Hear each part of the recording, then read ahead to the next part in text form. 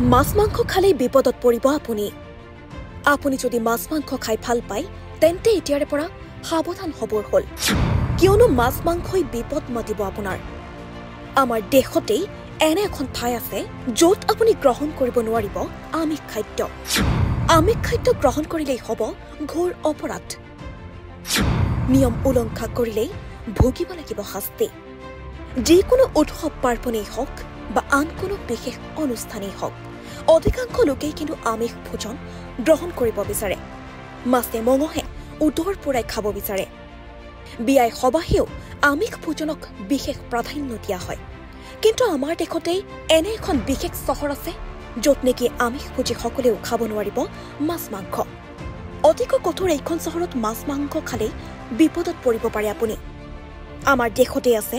এইখন নিৰামিষ চহৰ য'ত আমিষ খাদ্য সম্পূৰ্ণভাৱে নিষিদ্ধ এই বিশেষ চহৰখন হৈছে গুজৰাটৰ পালিতানা গুজৰাটৰ ভৱননগৰ জিলাত অৱস্থিত এইখন নিৰামিষ চহৰ পালিতানা এই চহৰখনত মাছ মাংসৰ বাবে জীৱ হত্যা কৰিব নোৱাৰি জীৱ হত্যা কৰা বিক্ৰী কৰা অথবা ভোগ কৰাটোক অপৰাধ হিচাপে গণ্য কৰা হয় এই চহৰখনত আমিষ ভোজন কৰিলে আইনমতে হ'ব দণ্ডনীয় জৈনসকলৰ অনুগামীসকলৰ বাবে পালিতানা হৈছে অন্যতম পবিত্ৰ তীৰ্থস্থান পালিতানাক জৈন মন্দিৰ চহৰ উপনামেৰেও জনা যায় 800ৰো অধিক মন্দিৰ আছে এই পালিতানাত ইয়াৰ আটাইতকৈ বিখ্যাতটো হৈছে আদিনাথ মন্দিৰ এই মন্দিৰসমূহত ভক্তৰ যথেষ্ট সমাগম ঘটে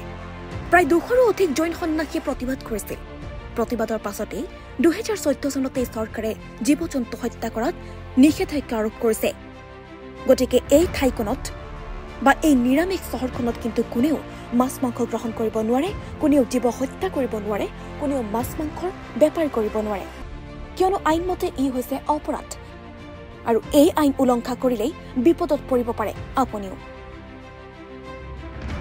news desk report DB news